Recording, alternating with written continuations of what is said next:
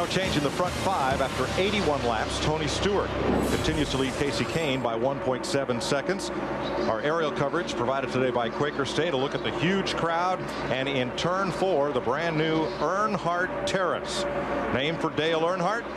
They took the bleacher seats that were there and pulled them down to build 22,000 brand new seats, the largest seating addition built on the NASCAR Nextel Cup circuit this year. And they're all filled. Friday, track general manager Chris Powell and Teresa Earnhardt dedicated the Dale Earnhardt Terrace to the memory of the 7-time Cup Series champion.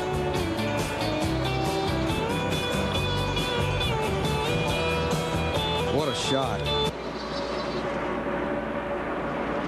Now this place seats 150, in excess of 150,000 people.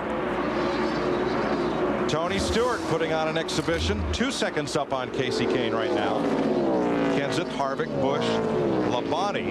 The Dodges that dominated qualifying now have just one car in the top 7 spots, and that's Casey Kane. Yeah, I mean, I've been looking. You look at the top 10, we see about 3 Dodges, you see about 3 Fords, you see about 4 Chevrolets. They're your Dodge front runners in positions 2, 8, and 9. Add to them Casey Mears in 12th, and then they occupy 16th through 19th as well. And right now we're about 15, 20 laps away from that next pit stop, that green flag stop. This is when that crew chief's really interrogating that driver. What's it doing now? Tell me what you got.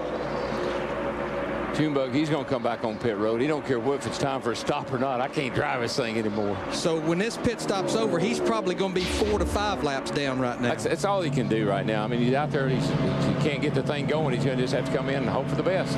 Jeannie. Well, that's pretty much what's going on, DW. You said after that last stop, things got worse, as if that was even possible.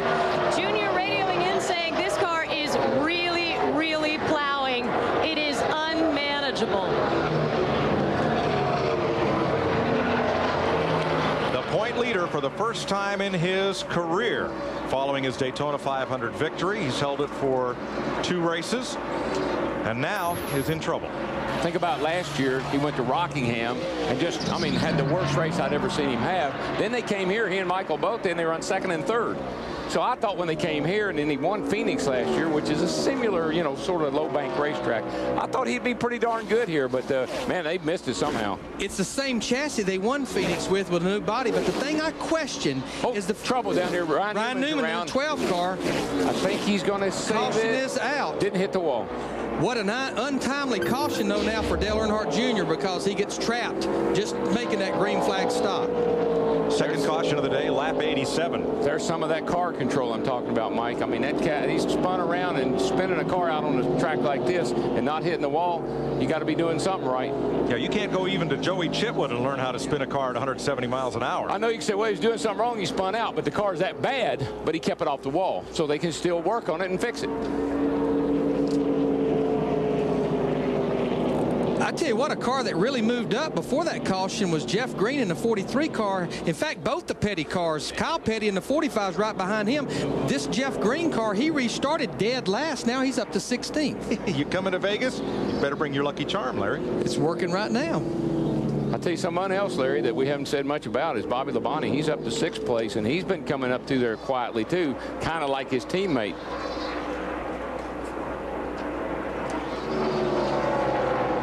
Let's show you what happened to Ryan Newman in turn 4. I think he's all by himself, and he just she just starts around with him.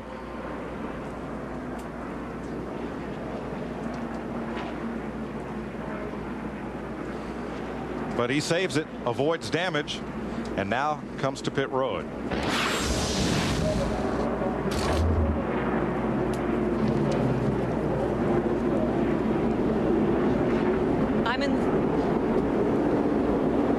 Newman getting right side tires because those are certainly flat spotted from the spin.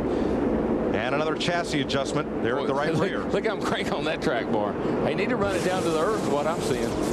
What I'm seeing right now is about 27 other cars on pit road for 4 tires and some adjustments. All the leaders. Matt. 17 car in. Matt Kenseth said the car is still a little tight in 1 and 2, a little free in 3 and 4, but doesn't want to make any adjustments. His biggest problem, just just being patient and not overdrive it, Dick. Tony Stewart pitting right in front of Casey Kane. Stewart has basically just sneezing the tires. No other changes. He is out way before Casey Kane. A fine pit stop for Tony Stewart's gang. I'm going to tell you who really shined on pit road was that 17 bunch, Matt Kenseth's crew, just like they did at Rockingham 2 weeks ago. They picked him up in several spots right there. Robbie Reiser and the Killer Bees. Puts him right where he wants to be now. Elliott Sadler, that group right there, the 38 group, he went to 5th. Look at the time right there. He was about a second quicker on time on pit road than Tony Stewart and Matt Kenseth. We've got a bunch of hungry hounds at the front of this field now, boys. And when this all shakes out, what we're hearing is that Ward Burton in the 0 car, he will get the pardon from the Oval Office. He will be able to get back on the lead lap. Darrell talked about car control. Watch Ryan Newman and marvel at how he keeps this car off the wall after he loses control.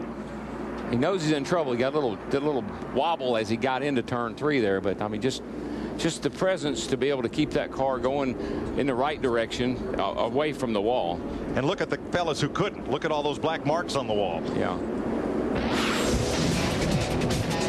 Tony Stewart, your leader, at 88 laps.